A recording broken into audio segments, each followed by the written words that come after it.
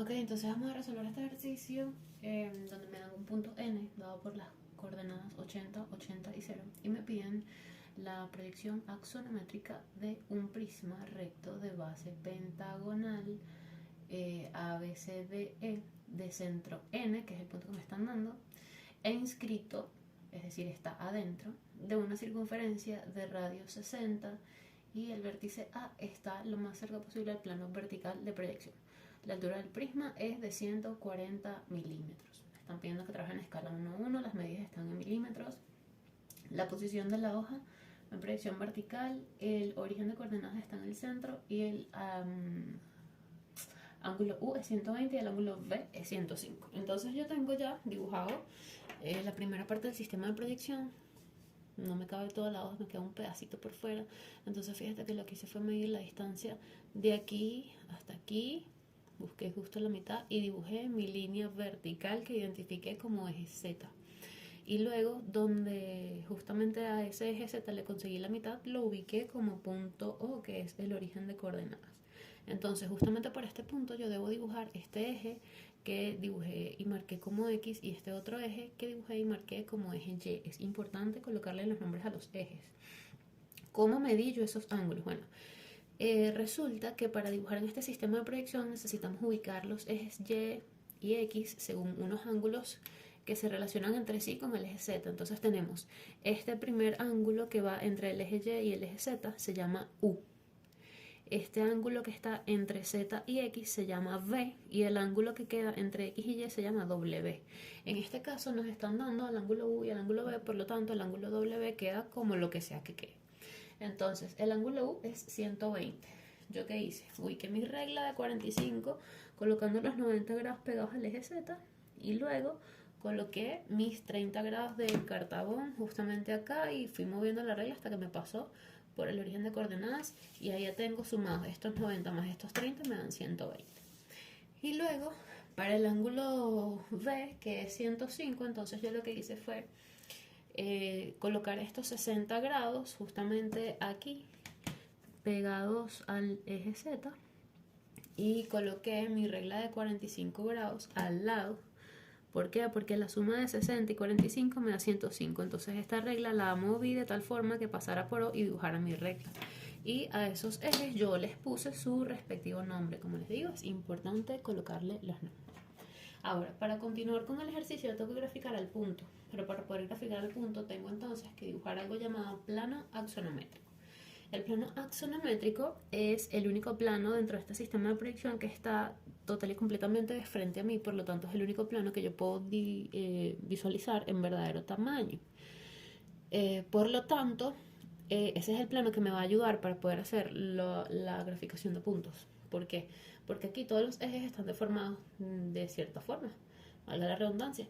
Entonces, bueno, con el plano axonométrico es que me ayuda a buscar la relación que hay entre los ejes en verdadero tamaño y su versión deformada, que es la que nosotros trabajamos dentro del sistema de proyección. En este sistema de proyección, lamentablemente, ninguna dirección de ninguno de los ejes está en verdadero tamaño. Entonces aquí todo se deforma. Entonces, bueno, nada, para poder hacer mi plano axonométrico, yo debo saber que el plano axonométrico es un plano que cumple con tener 3 trazas, así como los planos que vimos en el sistema de proyección anterior se caracterizan de la misma forma e incluso tienen las mismas 3 trazas, horizontal, frontal y lateral. Y pues nada, ahorita lo que tenemos que hacer es dibujar el plano axonométrico sabiendo que las trazas del plano axonométrico deben ser perpendiculares al eje que no tocan. Por ejemplo, nosotros sabemos que la traza frontal de un plano es la traza que pasa o que corta al eje X y al eje Z. Entonces, ¿a quién no toca la traza frontal? Al eje Y. Entonces, la traza frontal de un plano axonométrico debe formar 90 grados con el eje Y. Entonces, ¿cómo coloco yo mis 90 grados? Fíjate que coloco este borde sobre el eje que yo quiero, dibujar la perpendicular, que es Y la dirección perpendicular va a ser esta. Entonces, yo lo que hago es mover esta recta a mi conveniencia, ¿sí? Entonces yo vengo, coloco mi borde aquí y digo, bueno, quiero dibujar la recta por aquí. ¿Qué sucede? El plano axonométrico yo voy a decidir de qué tamaño lo quiero dibujar. Entonces lo dibujo aquí de este tamaño. Ahí mismo lo voy a hacer. Tengo un primer punto y un segundo punto. Voy a dibujar la traza horizontal. La traza horizontal toca al eje X y al eje Y. Entonces aquí no toca al eje Z. Entonces va a ser perpendicular al eje Z. Entonces pongo el borde de mis 90 grados sobre el eje Z. Y el otro borde de los 90 grados es este, que va a ser el perpendicular. Entonces la bajo y ahora lo paso justamente donde choca con la traza frontal del plano axonométrico que yo ya había dibujado. Entonces ahí tienes tu traza horizontal del plano axonométrico. Y por último, si yo uno estos dos puntos, me debería dar una recta que debe ser perpendicular a esta, pero yo la voy a verificar. Y bueno, nada. Ponemos este borde sobre el eje X, que es a quien tiene que ser perpendicular la traza lateral. Entonces debería pasar por acá. Vamos a ver si yo la largo. ¿Choca con el punto de arriba? Pues sí, choca con el punto de arriba, lo que quiere decir que hicimos nuestro triángulo del plano axonométrico perfecto. Entonces, ¿para qué me sirve esto? Bueno, esto me sirve para yo poder hacer el abatimiento de los ejes X, Y y Z. Y una vez que yo tenga abatidos los ejes X, Y y Z, entonces voy a tener la posibilidad de graficar mi punto. ¿Cómo hago ese abatimiento? El abatimiento lo hago utilizando justamente a esas trazas como ejes de abatimiento. Como te estaba comentando, estas trazas o este plano es el único que se ve en verdadero tamaño dentro de este sistema de proyección. Por lo tanto, estas rectas están en verdadero tamaño. Entonces, esta traza horizontal que está aquí es la que me va a servir porque estos dos puntos están a una distancia que se considera verdadero tamaño y voy a utilizar un arco capaz para yo poder conseguir los 90 grados que se generan cuando yo quiero pasar por aquí, que se generan entre el eje X y el eje Y. ¿Por qué son 90 grados? Bueno, porque en la vida real el eje X y el eje Y forman 90 grados en la realidad. Entonces yo lo que voy a hacer es buscarlos cómo relacionar esta versión que está deformada con una versión que esté en verdadero tamaño para poder hacer la relación de los tamaños cuando tenga que graficar un punto. Entonces, ¿cuál es la forma de hacerlo? Yo tengo un punto sobre la traza horizontal, un segundo punto sobre la traza horizontal, ambos puntos sobre los ejes. Busco el punto medio entre ellos dos. En este caso me da 6.1, casi me da 6. Entonces la mitad sería 3,05 por aquí aproximadamente. Entonces ¿yo qué hago? Coloco aquí la punta del compás inmóvil y con la apertura hacia este punto o hacia este otro punto, porque la distancia tiene que ser la misma, por algo busqué el punto medio. Yo dibujo un arco de circunferencia hacia abajo. También se puede hacer hacia arriba, pero en este caso yo lo voy a hacer hacia abajo. Y a partir de ahí trabajamos. Entonces, tal como te comentaba, yo agarré mi compás, me paré acá, tomé la distancia aquí hasta aquí, hice un arco de circunferencia hacia abajo, también lo pude haber hecho hacia arriba, en este caso yo voy a trabajar para abajo, se me hace más fácil. ¿Y qué es lo que estoy buscando? Bueno, básicamente estoy buscando el punto donde ese arco de circunferencia se corta con el eje perpendicular a la traza que estoy usando para batir. Entonces, si la traza que estoy usando para batir es esta traza horizontal del plano axonométrico, el eje perpendicular es Z. Entonces, donde la circunferencia o la semicircunferencia corta el eje Z, yo tengo un punto que viene siendo este mismo origen de coordenadas, pero una versión que está abatida o en verdadero tamaño. Entonces, yo lo voy a llamar O'. No sé cómo lo llama Héctor, pero bueno, yo lo puedo llamar O'. Entonces, ¿qué pasa? Cuando yo una O' con este punto sobre el eje X y la traza horizontal, voy a tener a mi eje X en verdadero tamaño, que vendría siendo esto que está aquí. Entonces, esto es el eje X en verdadero tamaño, que yo lo llamo X'. Y cuando yo una a O' con este punto donde la misma traza horizontal se corta con el eje Y, yo voy a tener al eje Y'. Pero ¿qué sucede? Esa unión además tiene que formar 90 grados con el X original, con el X en verdadero tamaño, que llame X'. Entonces aquí yo estoy verificando que en efecto se cumplen los 90 grados. Nos damos cuenta que en efecto aquí hay 90 grados y este eje se va a llamar Y'. Y entonces, si me doy cuenta, la relación que hay entre la versión de X en verdadero tamaño y Y en verdadero tamaño con sus dos versiones que están deformadas es una recta paralela a la unión entre O y O', que es una recta paralela a Z. Entonces, para graficar cosas sobre X y Z, perdón, para graficar cosas sobre X y Y, gráfico sobre este X y Y en verdadero tamaño y con una paralela Z los devuelvo al X deformado y al Y deformado. Ahora necesitamos abatir también el eje Z, porque también necesitamos considerar lo que vaya a pasar en la dirección del eje Z y cómo se deforma. Con el eje Z hacemos exactamente lo mismo, pero en este caso vamos a hacer un análisis un poquito más allá. Nosotros para abatir el eje X y el eje Y utilizamos una traza que pasaba tanto por el, o que cortaba, mejor dicho, tanto al eje X como al eje Y, y eso fue lo que nos hizo aprovechar esto. Entonces, para abatir al eje Z, nosotros tenemos que utilizar una de las trazas del plano axonométrico que toca el eje Z. Entonces tengo dos opciones, porque puedo usar ala lateral o puedo utilizar ala frontal. Cualquiera de las dos está bien y el procedimiento es exactamente el mismo.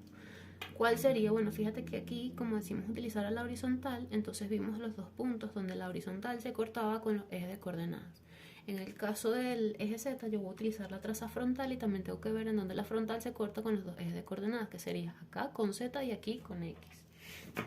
Entonces, ¿yo qué hago? Bueno, tomo una medida aquí y busco el punto medio. Mira, en este caso mide 8.4, la mitad es 4.2. Entonces mi punto medio está aproximadamente justo aquí. Y hago el mismo arco capaz. Yo agarro la distancia de aquí hasta uno de los dos extremos.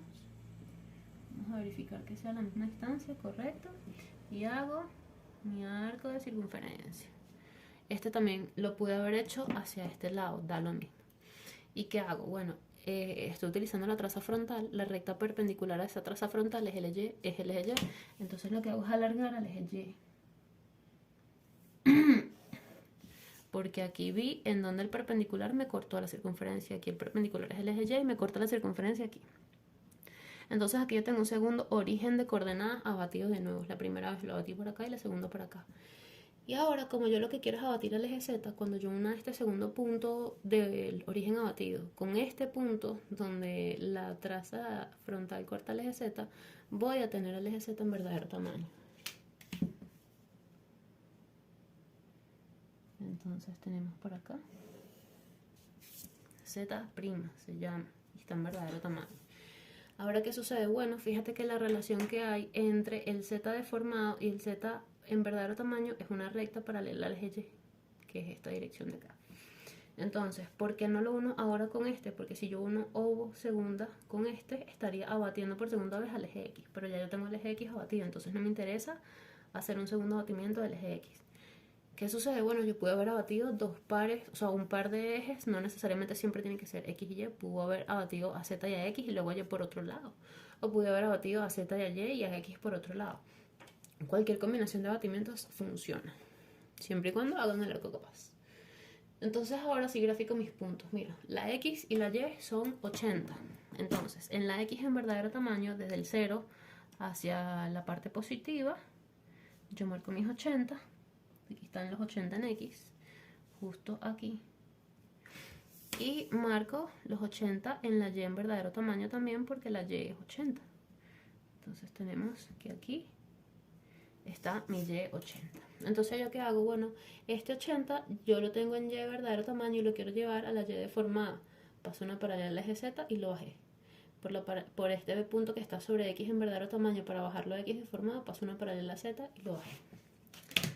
Entonces, básicamente, hago esto, lo paso por acá y lo paso por acá. Entonces, aquí tengo sobre el X deformado la X deformada de mi punto N. Y acá tengo sobre Y deformado la Y de mi punto. Entonces, ¿qué hago? Ahora, por este punto, que es la X, dibujo una paralela a la Y deformada. Y por este punto, donde medí la Y, paso una paralela al X deformado.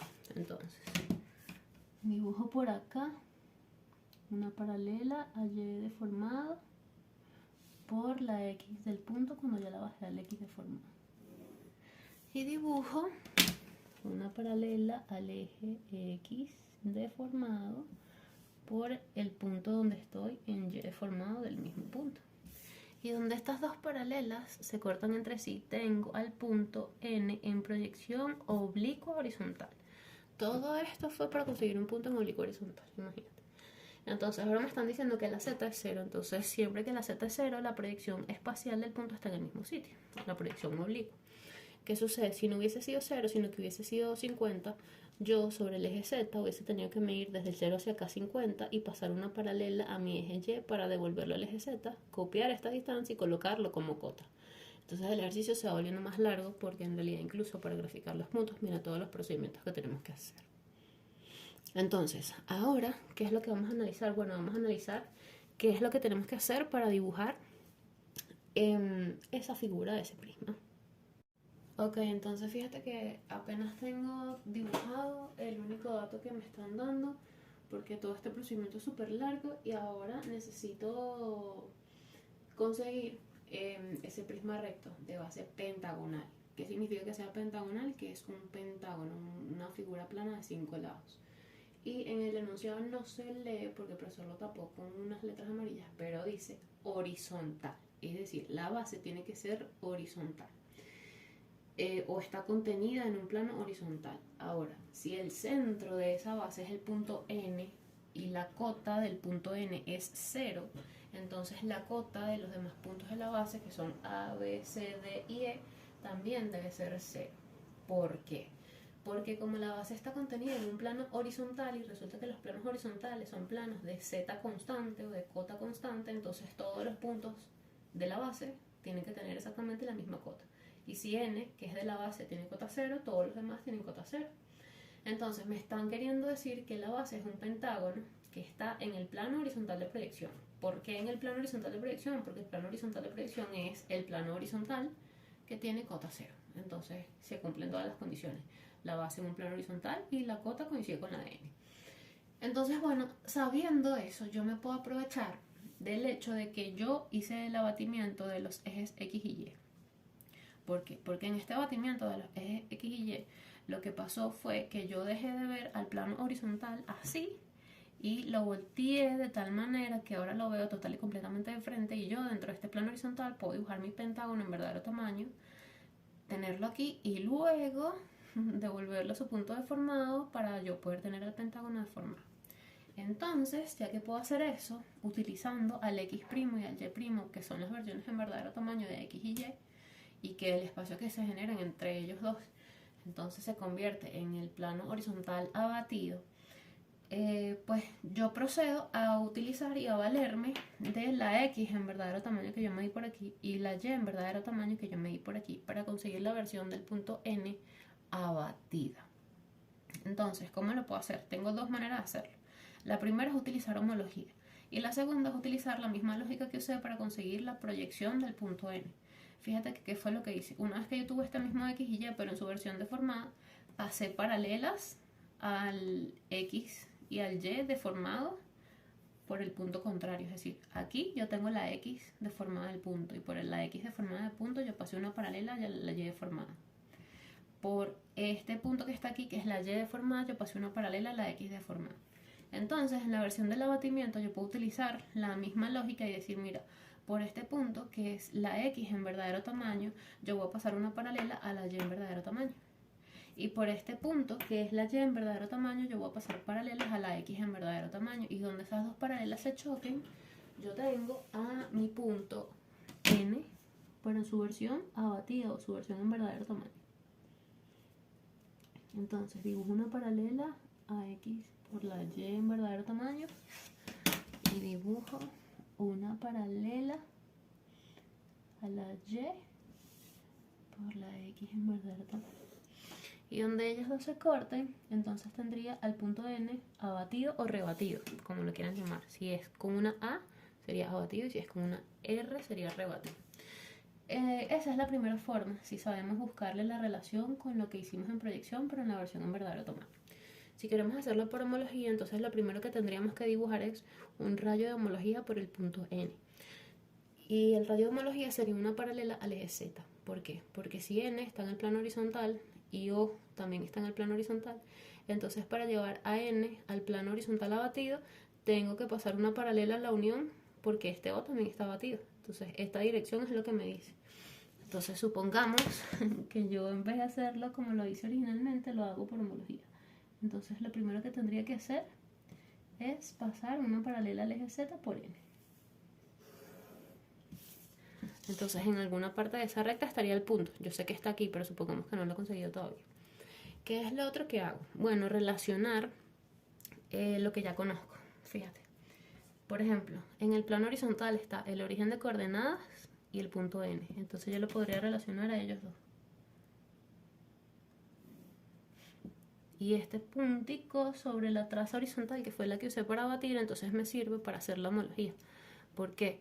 Porque si yo digo que este punto se llama 3, entonces la unión de O con este punto 3, si yo la corto sobre el rayo de abatimiento, me tiene que dar por allá arriba el punto N. Porque están alineados, siempre están alineados los tres.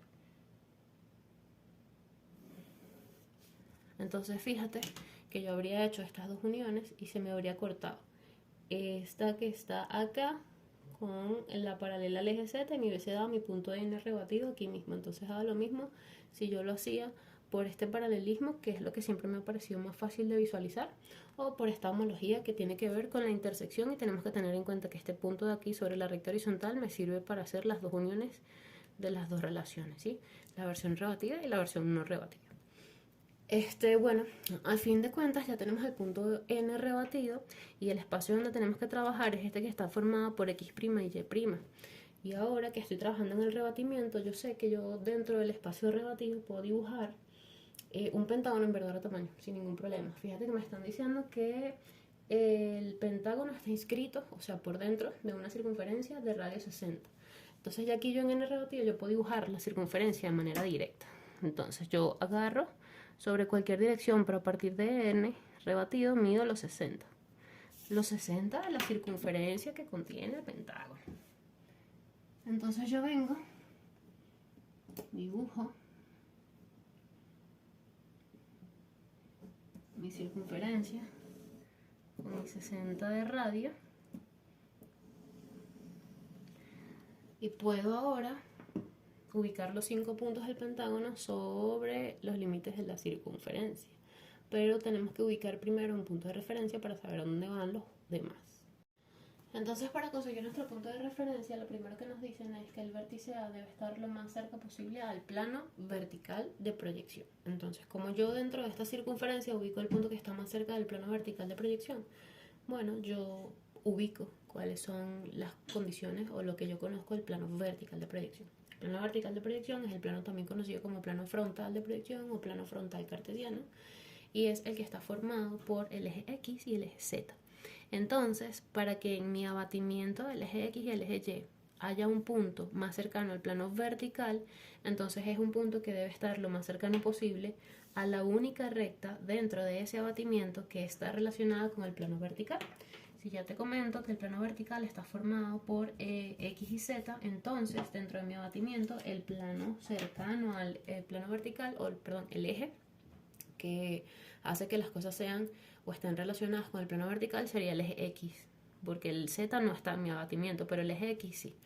Entonces, mientras más cerca esté el punto de la circunferencia del eje X abatido, ese va a ser el punto A. Entonces, normalmente el punto A estaría en una perpendicular al eje X que pase por el centro. Y esa perpendicular coincide con esta paralela a Y' que pasamos antes. Entonces, mi punto A vendría siendo este punto donde la paralela al eje Y abatido se corta con la circunferencia, es decir, aquí, justamente aquí. Este sería mi punto A rebatido. Y a partir de ese punto A dibujamos los otros 4. Normalmente para dibujar un pentágono existen varias maneras. Podemos utilizar el transportador, podemos utilizar el compás, existen técnicas, etc. Yo voy a utilizar el transportador por cuestión de facilidad. Y bueno, pasa que lo que tendríamos que hacer es agarrar y decir, bueno, la circunferencia mide 360 grados.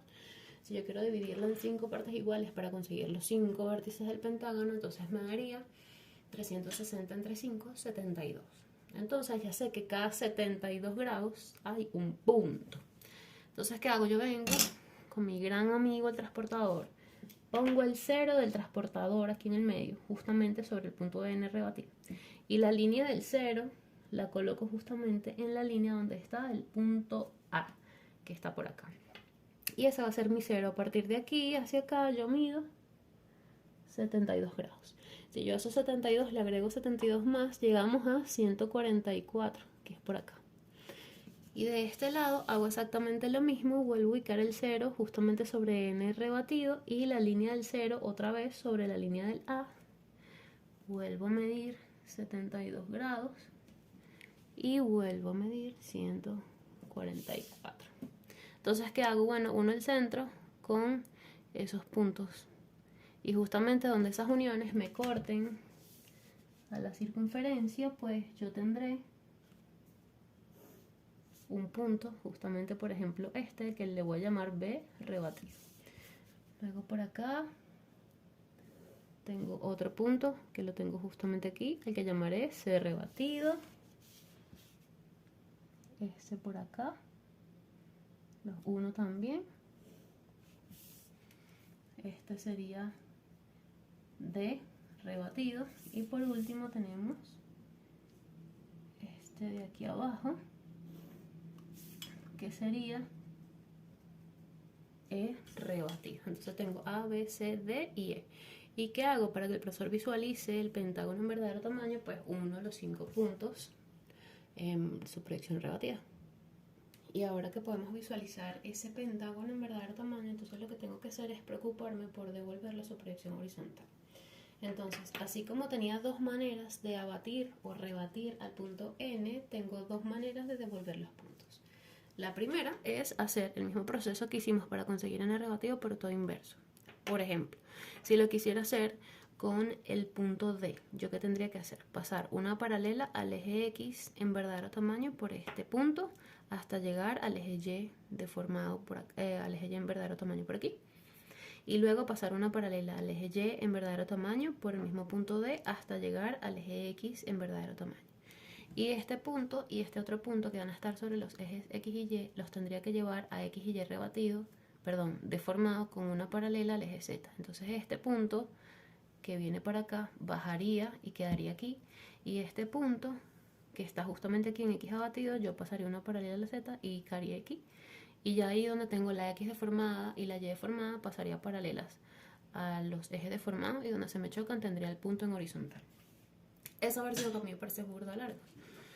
Es repetitiva, es bastante sencilla, es una manera de hacerlo si genera dudas la homología, pero yo lo voy a hacer por homología.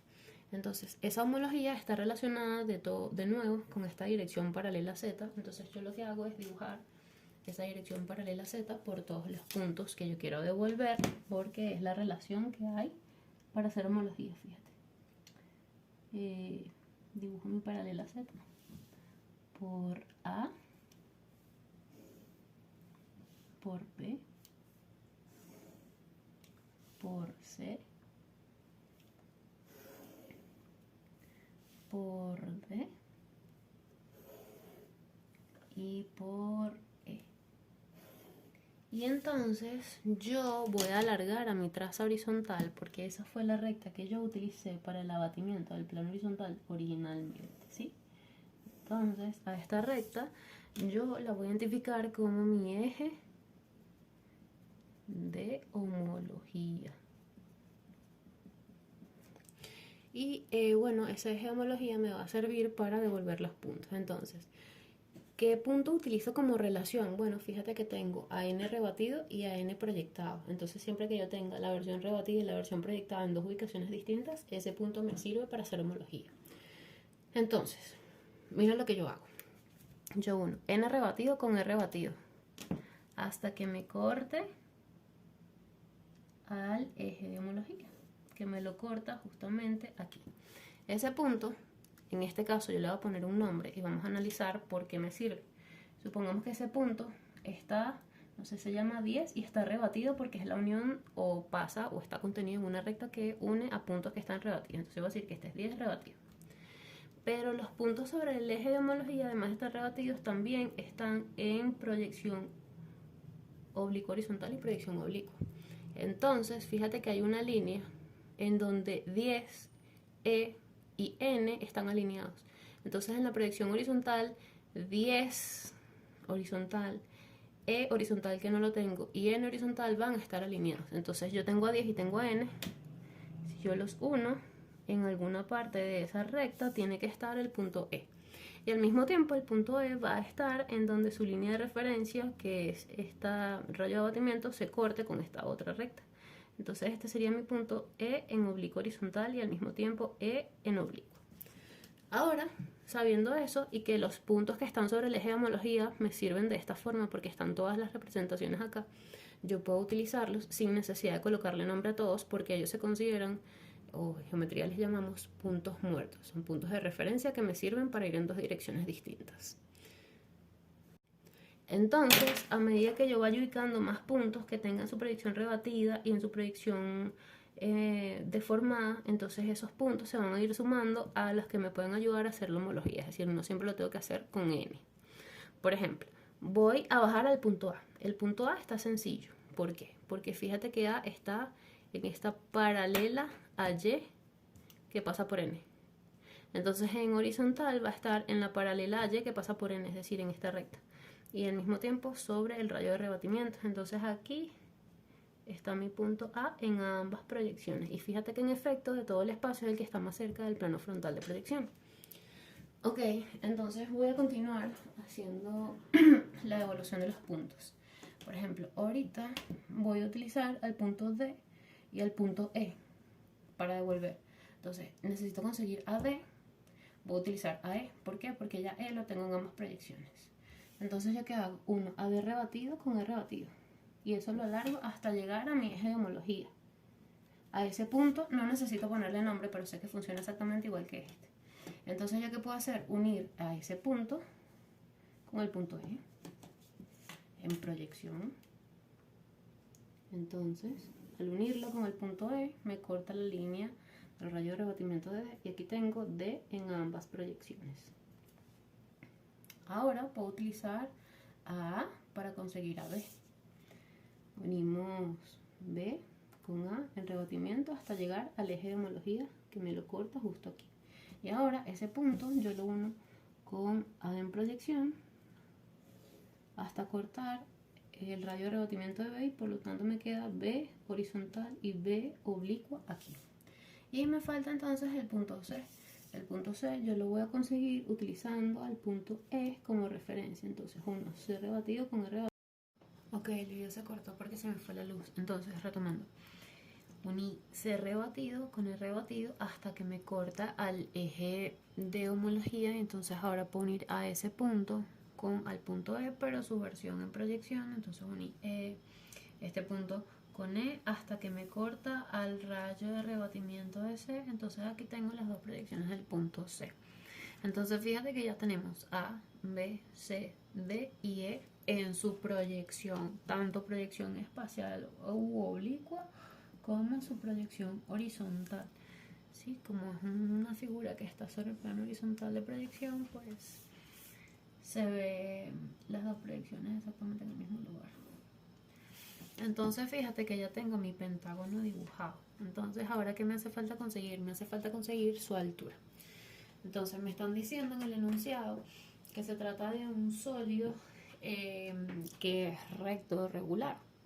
¿Esto qué significa? Bueno, eso significa que el eje del prisma es perpendicular al plano de la base. Y si nosotros tenemos una figura sobre el plano horizontal que está formada por los ejes X y Y, entonces la única recta que nosotros conocemos, y de hecho es la única, no solo que nosotros conocemos, sino que es la única, que va a ser perpendicular a estos dos ejes al mismo tiempo, es decir, al plano horizontal, es el eje Z, que forma 90 grados con respecto al plano horizontal y se cumple el teorema de las tres rectas perpendiculares, ¿cierto?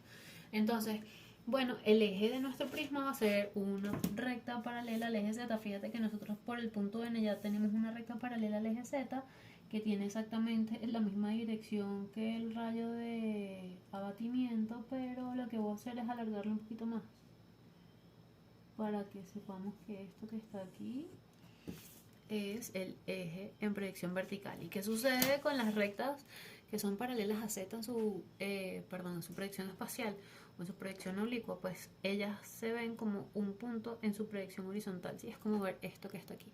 Tienes la vista desde aquí, es la recta completa, pero cuando la ves sobre el piso solamente se ve el puntito que cae sobre el piso. Entonces por eso recae sobre un punto.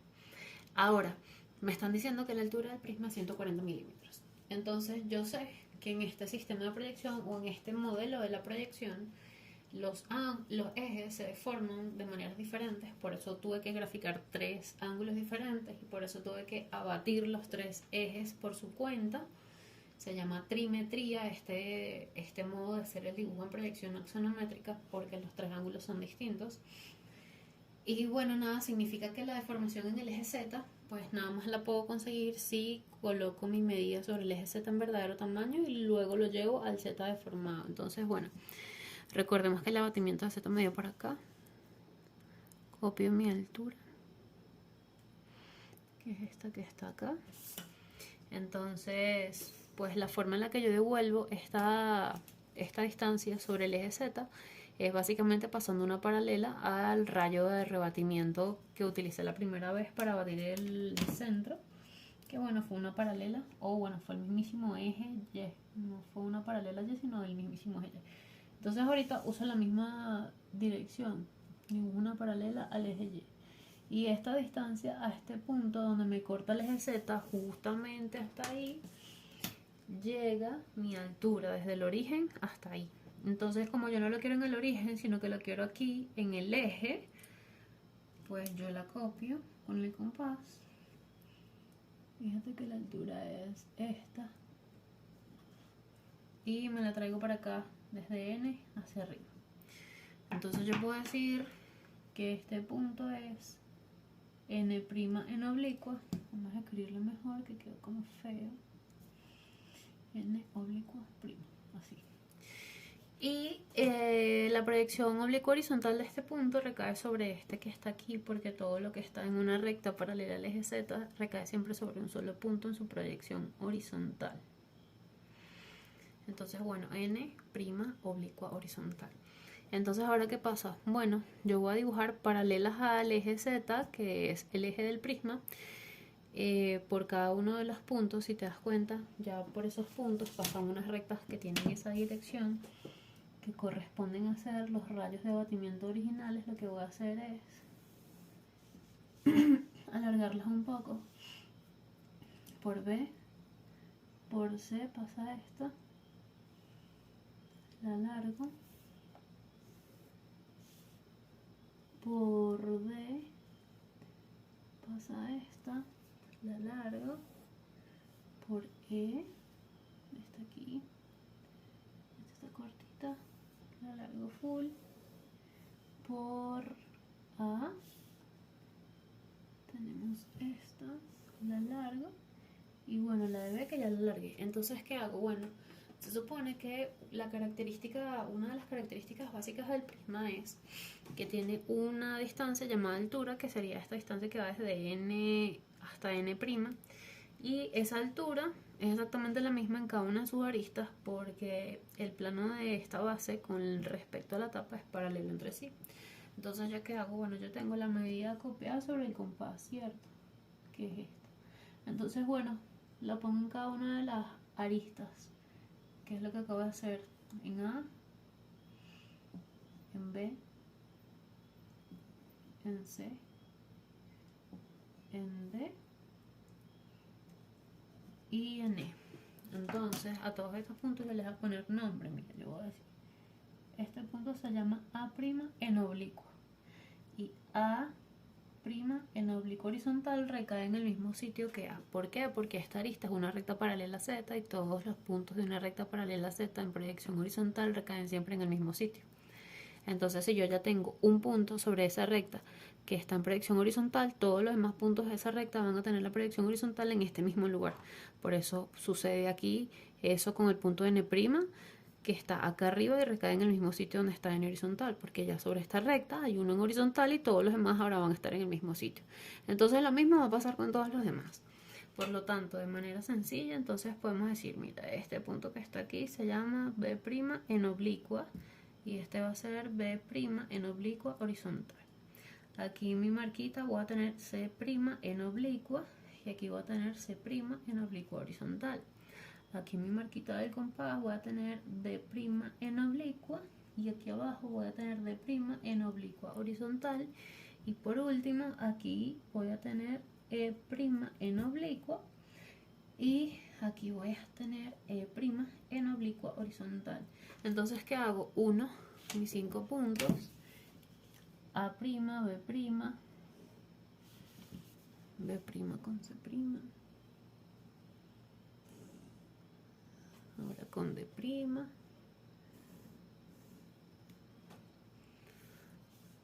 ahora con E, y de regreso con A. Entonces fíjate que tengo la tapa del prisma ahí. Ahora, una vez que dibujo la tapa, viene la visibilidad. ¿Cómo voy a hacer la visibilidad? Bueno, la visibilidad la vamos a hacer dibujándola de la manera más legal posible, lo que significa que lo primero que vamos a trabajar de la visibilidad es lo que se llama contorno aparente.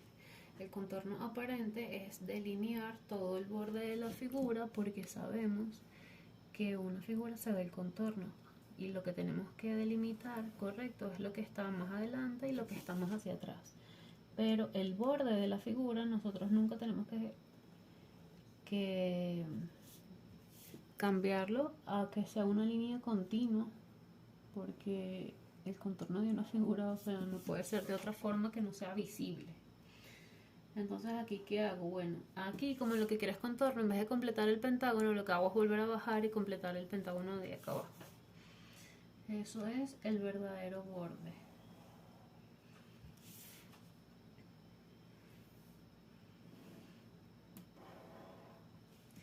Entonces, ¿qué sucede? Ahora yo lo que quiero saber es cómo se comportan las líneas que están aquí en el medio, qué es lo que se ve, qué es lo que no se ve. Sucede que eso nosotros lo desciframos a través de comparar lo que es cotas y vuelos, correcto. Entonces, ¿qué pasa? Mira, mientras mayor vuelo tenga, más frente a nosotros está. Fíjate que el vuelo es la distancia con respecto al plano vertical de proyección, que está formado por X y Z. Entonces equivale más o menos a que pases una paralela de X de manera constante y veas cuál es el punto que está más lejos del eje X. Entonces lo que está más lejos del eje X es esta recta que va desde D hasta C. Por lo tanto, esta la vemos de frente. Entonces todo lo que llega a D y a C yo lo veo. Y por ende, esta paralela que está aquí, que pasa por C, yo la voy a ver. Y por ende, si este punto se ve y este punto también se ve, porque esta recta llega a este punto y se ve, esta recta se va a ver. Y la relación es que, bueno, si este punto ya se ve y este punto también se ve, estos dos puntos, evidentemente, o esas dos rectas, mejor dicho, se van a ver. Entonces, bueno, listo. Hago esto.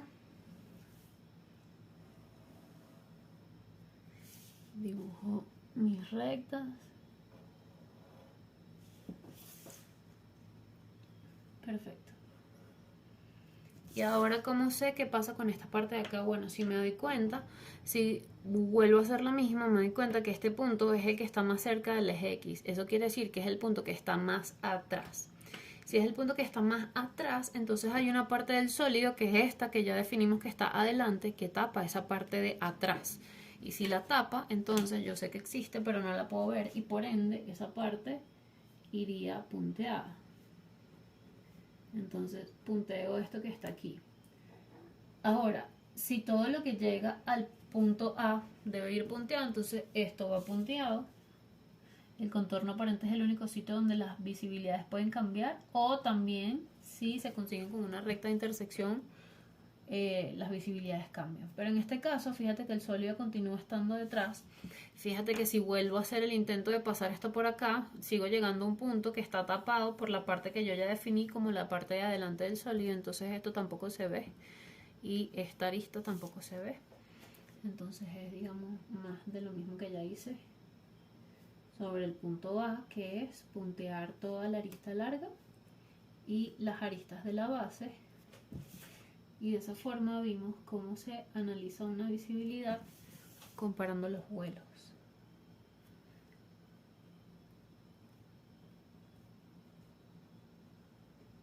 Listo. Entonces esa es la visibilidad final del ejercicio.